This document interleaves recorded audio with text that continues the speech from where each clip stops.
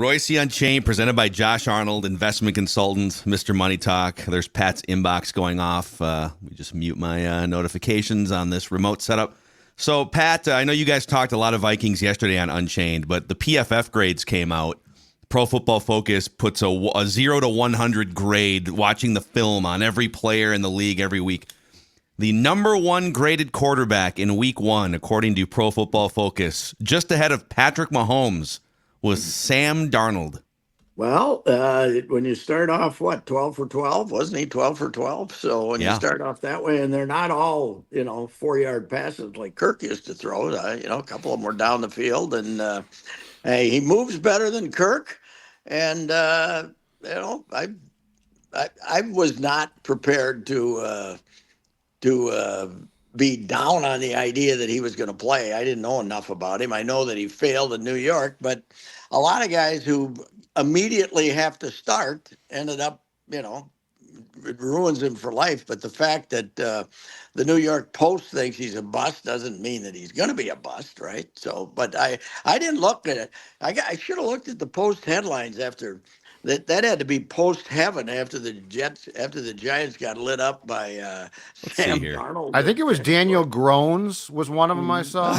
Okay. Which is, the slam dunk of slam dunks, but yes. They do. If you go to NewYorkPost.com/Giants, they do have. Yeah. Oh boy, Brian Dable better have the answers. Is one of the that came out yesterday.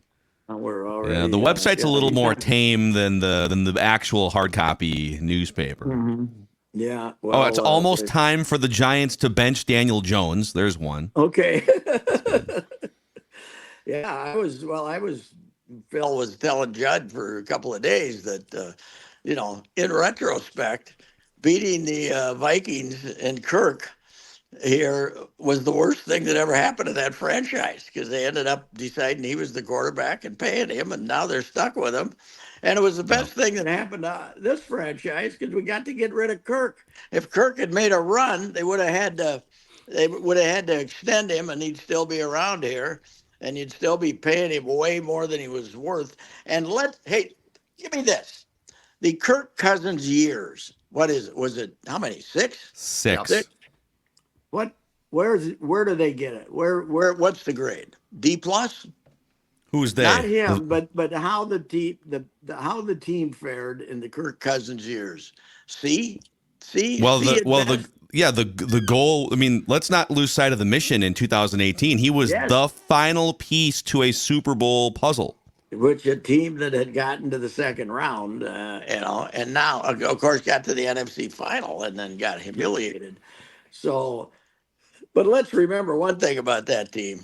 They did need a true miracle to beat a mediocre New Orleans team at home and in their only playoff game, with one of the great second half collapses in franchise history before they pulled it out at the end. So that team was overrated too. But I don't know. I've never said, oh, wow, we got Kirk watching a game. I just never did. And I've always said the luckiest thing that ever happened to him was that they didn't let any people in the stands in 2020, because that opener there, he wouldn't have gotten off the field. They would have been throwing, live bowling balls at him or something coming off the field at that stinkeroo against Packers, right? Packers, yeah. But the Falcons game is the one that he would have just gotten annihilated by that crowd. Mm-hmm. What he threw, I think his first pass was picked off. Oh, 30 to nothing or something. The 3 interceptions in the first half or something. It was 3, yeah. It was atrocious against a mediocre Falcons team. Yes. Yeah, so he had some clunkers, but I still think his popularity was, that all of a sudden there was this whole Kirk crowd. It was the anti-vaxxers. I still think it was it was more political than it was, ain't he great, And then, of course, the Netflix thing did wonders for him, too, because he, he managed to BS people into thinking he was a nice guy on that show. So, and he's, I'm sure, a very good family man, if you like that sort of thing. I think he's a nice guy. He's a nice enough guy. I don't know. Well, he's in the worst situation he could possibly be now because those idiots drafted Penix. So he stinks it up again. Dad and I were talking about this yesterday. He stinks it up again. They're all going to be calling for Penix and booing him. You know, So It's bad. There's a bunch of film too that people are dissecting on the internet where he can't push off his right he foot shouldn't be. and leg. He shouldn't be playing. Here's my question now: is he insisting on playing? Like, if you go and watch, he probably needs a month, at least a month off. Still, he can't plant. Like, what are you doing? But Yeah. he's now in job preservation mode. Yes, I know. And That's what I'm saying. If he opens the door for Michael Penix and Penix comes out gangbusters, they can't go back to Kirk, even though they gave him $200 million. Yeah, It's a exactly. crazy situation. This will be this would be. Would this be the most expensive benching in NFL history? It would have to be, right? Until Deshaun Watson gets benched in week 2 or 3 of this season. That's right. And the other thing is, okay, this would be switching, but I might have to start changing my mind about Brock Purdy. I've always thought he was just riding the coattails of a great team, but without McCaffrey last night, he's a little more athletic than I give him credit for. He can scoot around. He was pretty good. He was pretty good, but I still wouldn't give him $60 million. I'd say, hey, you're still an Iowa State guy. I'll give you half of what all the big guys are getting. I still wouldn't give him. You think him and his agent would agree quickly? Oh yeah, you got a point. Okay, that's fine. Yeah, well, no, I would think that he'd love to stay there, but it is astounding now the with everyone who gets a new contract getting more than the last guy. Now we're up to Dak again. 60. Yeah, and Dak, looked great last year until he had to look great, right? And then he stunk. Yeah. So we don't know what we're going to get with Dak either. But anyway, for the Vikings, the big difference is the defense. The new defense, I think, is you got the NFL Defensive Rookie of the Year who isn't starting right now, but this guy's going to be a killer. And the pressure they put on the quarterback without even blitzing the other day was 5 sacks, no blitzes on 5 sacks, 12 pressures. Yeah, that's the thing is. So I guess according to Gessling's piece in the Star Tribune today, they blitzed something like 22% of the time, which was one of the lowest blitz rates since Flores got here. So like if you can load up the back end, that takes some of your cornerback problems away. It is funny how you watch defense now in the NFL, though. I mean, they move them around all. But since Ed Donatel left, nobody's standing like 25 yards behind the line of scrimmage when the ball is snapped. They got like 9 guys on the line, right within 3 yards of the line all the time, and then they start moving back and moving forth. But it's the attempt to give different looks and make them try to guess which guy is coming has never been wilder than it is right now. And plus you got depth. You got 3 veteran cornerbacks, and then you got all kinds of safeties, and they got depth, and they got depth up front. They did a great job in the offseason, I think. And I have a hard time saying that. Ridiculing the Vikings has always been one of my favorite things to do. I have never seen you. I told you this on Unchained. Praise the Vikings in your career, at least since I met you like 32 years ago. I have never seen this side of Patrick Reusse. Not just praising the Vikings, but you've been praising him. You were on the bandwagon in April. I looked it up. April 20th. I had a column. Vikings win the preseason. So that was that before the draft? That might have been before the draft. I don't know. Yeah. This is like when a wrestling villain turns into a good guy unexpectedly. I'm the Crusher turning into a good guy here. The Crusher was there's 100 of those guys that were the picture of evil. And then all of a sudden they were a good guy because they turned on their evil partner, and that's what I'm doing here. I feel like Andrew. Generally, I agree that 75% of the stuff I do is to BS, and agitate people. But in this case, I just saw all the rampant pessimism after Kirk left, and I said, "What's the problem here? They're doing good things to use that 50 million that they would have put in a bonfire and burned if they had Kirk back." So, you know. Yeah, Pat, I think on the offseason stuff too, I think the Vikings may have found like a top 10 all-time fan favorite in Andrew Van Ginkel. So he comes out of the gate, Yes. pick 6 right out of the gate. He looks like a Viking. He's basically from Minnesota. He's from Iowa, right? Yeah. He's, hard-working And grinder guy. He's got the name, and he's Van Ginkel. Van Heard of Ginkel. a football? Yeah, whoever heard of a football Also sounds player like a named wrestler. Van Ginkel, yeah, he could have. You're right. I mean, let's go Van Ginkel. It's a great name. It's and that again, getting rid of Kirk, getting rid of Hunter was just as good as getting rid of Kirk too, right? Because you don't have to. You got 3 guys for the price of him. Yeah. No, their edge rusher room had one guy basically because Davenport couldn't stay on the field. Yeah. And now they have at least 3, and then Patrick Jones looked really good playing off those guys yesterday too. So it's where did I see Carpenter? Where did I see Davenport? He's with Detroit. Detroit. And he was playing. It was a miracle. And he looked pretty good, but don't count on him being there in a month, boys. He won't be there in a month. So anyway, I mean, that's the thing now. The Vikings went into you had the bad vibe, and when that idiot Addison, does his stuff, and then other things, and McCarthy gets hurt right away.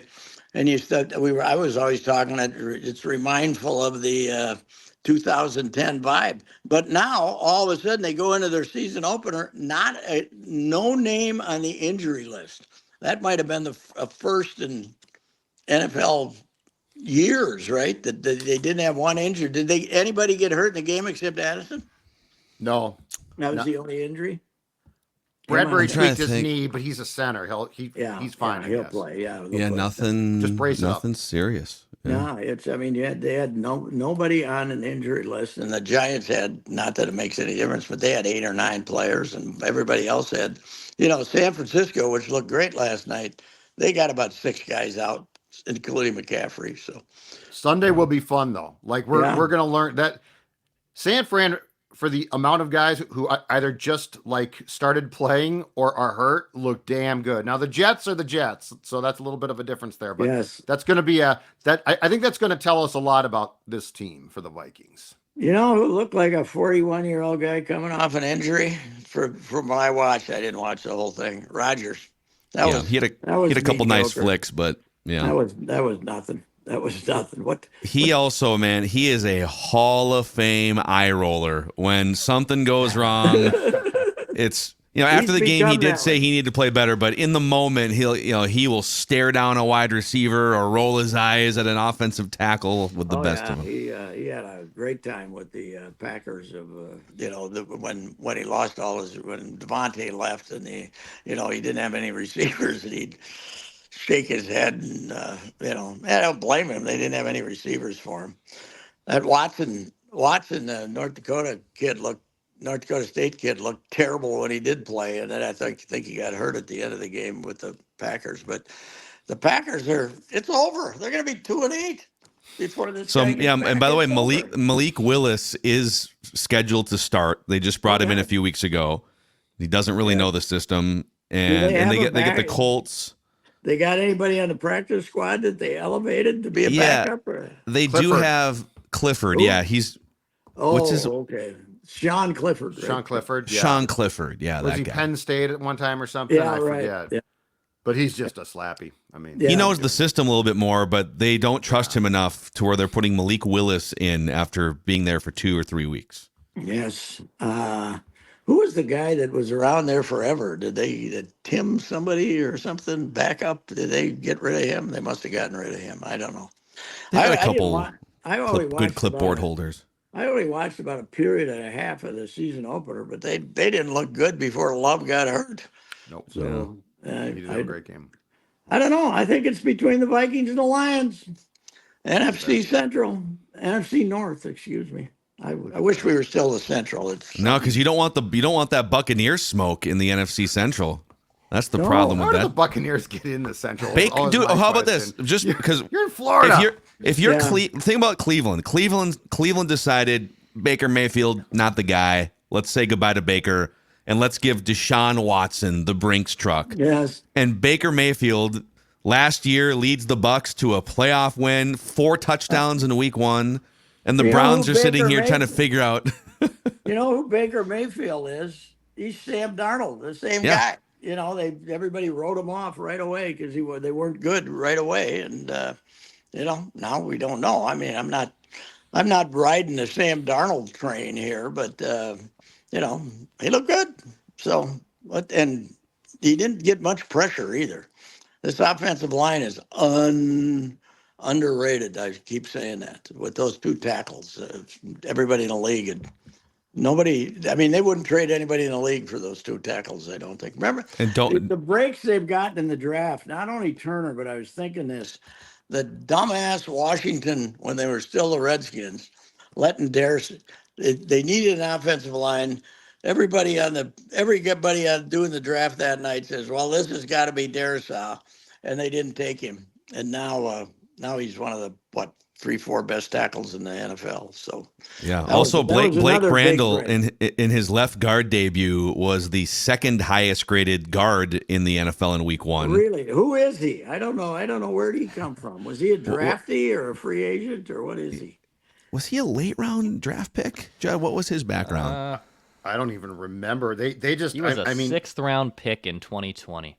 Yeah. Oh, he's a Spielman boy. He wanted to see one of those Spielman. Yep. Spielman built a great offensive line, didn't he? When it took him some Spielman time. traded a 3rd rounder for 9 6th and 7th rounders. That's what we got, Brando. So, way to go, Rick. Hey, where is Ricky? He's doing some media stuff. Yeah. XM Sports. Yeah. Oh, he's not working for a team. Huh?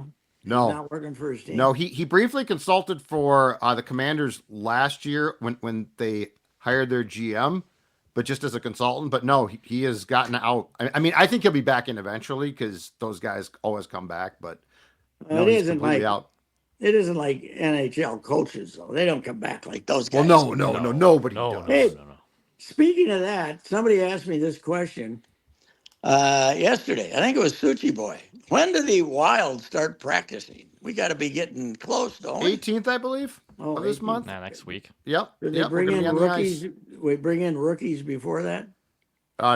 They have some type of tournament that I believe is in St. Louis, where they take a team down and play with their kids. But no, they start. I think they all report on the 18th, and then they're probably on the ice the 19th. And then, as you like to say, I'm sure they play an exhibition game on the 20th. Yeah, they do. They had 20th, and charging you dummies to get into I think the X. They got at least 3, right? That they charge you for, maybe 4. No, I think it might be 3 home with 1 at a neutral site. Neutral site, okay. It's too much. I mean, you shouldn't have to pay for that crap. Yeah, but it was a long off season when you don't make the playoffs. When you make the playoffs, it's a short off season. Yeah. But when you don't make the playoffs, it's a long time since they played. So that's good for them. They'll be well rested. Hey, is the Russian in Russia or is he here? Where is he? I'm hoping he's here by now. He was definitely home, which I don't like, but I wouldn't let him go home. I wouldn't let him go home. I don't like going back. You know what? Get the family here. You're rich. Mm-hmm. Bring the family here. Right. That's right. It's not good. Anyway, Twinks. Yeah. Hey, last thing. Who catches the Twins? Is it the Tigers, the Red Sox, and the Mariners are all 3 games back of the Twins right now? Who catches? All 3 of them might catch the Twins. I'd like it to be Detroit, wouldn't you? I'd like to see Detroit. So Detroit, man, if they could have a mulligan at the trade deadline, man, maybe they would have kept Flaherty, right? They traded Flaherty away. Yeah, they traded. Man, that Scooble's good. I watched him again the other day. He just cruises through 7, and then they decide whether they want to take him out or not. You know, now I'm not sure that they would have taken him out if he had 83 pitches and 8 scoreless innings. I have 7 scoreless innings, but my God, and 1 hit. Then one hit. He's a psycho. He's got some of that Max Scherzer to him too. Like he's when he's dialed in, it's scary. Mm-hmm. Yeah, he is. He is fantastic. They supposedly were trying to. If you were offering, if the Orioles had offered him a holiday, they would have. They would have traded him to the Orioles at the trading deadline, which would have. I don't know. Orioles are kind of, sliding, winning about half now these days. So, we talked about the Yankees and the Dodgers. They built these juggernauts, and then all of a sudden they were, second place, and the Yankees were struggling. Well, they got the two best records in two leagues now. So, even though Judge hasn't hit a home run in them 2 weeks or something, so Yeah, he stalled out on 50 something. yeah, he did. Life is rough. He'll get hot again. But the Twins, I don't know. I mean, you watch them right now, and where's it going to come from? I see Correa's talking optimistically now, but he won't play on this homestand. But he's gone through crucial pain, excruciating pain. Tears. It's bringing him tears. Tears to his eyes. What he told us yesterday. Well, that's all right, Carlos, because the real hardcore Twins fans have tears in their eyes watching this collection too. So, you know what? You know the other thing about them, they're really bad in the field right now. They're because Reusse we've discovered is a very mediocre third baseman and not really sharp, and that cutoff. Did you see Phil? Did you see the play in Kansas City where they hit the single out to Hellman, and the guy's not even going to try to come home. Yeah. And Hellman just lobs it into the and nobody they don't have a cutoff man. They don't have anybody set up. They don't know what the hell they're doing. Santana had left that, didn't he? Is that the game he'd left? Yeah, I think it was Brooks Lee that had the cutoff and didn't go home. No, it didn't. The third base coach is going, well, I guess we should send you because they're not doing anything. So they're really been bad in the field lately too. They got although Margot's not playing, so that'll help them in the field. So that's good. But this is just not good. You just look at it and say, how are they going to win? How are they going to win? So can they stay 3 games in front of 3 teams with 3 weeks to go? Well, they got, odds feel like they're slipping by the day. How many they got left? They're 18, 19. They're 76 and 68. So that's 144. 18 games left. They got to win at least half. I don't know if they can win half. I don't know if they can win that half. lead against the Tigers is more like it's more like 4 because the Twins do have the tiebreaker. So if they finish with the same record, there's no 163, there's no extra game. The Twins would actually advance past Detroit. Hey, you know who's in a slump right now? Bobby Witt Jr. He's like 5 for 38 or something. He's down to 330 or something. At home, he's slumping? Well, they're in New York now. Now they are, but they weren't before. Yeah, but he's cool. He's been cool for even against the Twinks. He only got like one big hit, but he's been. It happens to everybody, but sometimes you're in a slump when you're a really good hitter, and then you can be like the current Twins, and you're in a slump because you're not good hitters. So that's got something to do with that. So yeah. All well, right, Pat, gents. We'll catch you later on this week, sir. Another gorgeous day in Minnesota, man, alive. The last 10 days have been fantastic, haven't they? Been great. Keep it like this, Yes, man. this drought has been fantastic. Yes, it is. No more rain. The first meteorologist I hear on TV tell me we're in a drought, I'm going to go over and knock on the door and punch him when he opens the door. Rained every day for 3 months, you weenie. So, all right. See ya. There he is. All right. Reusse Unchained, presented by Josh Arnold here on SKOR North.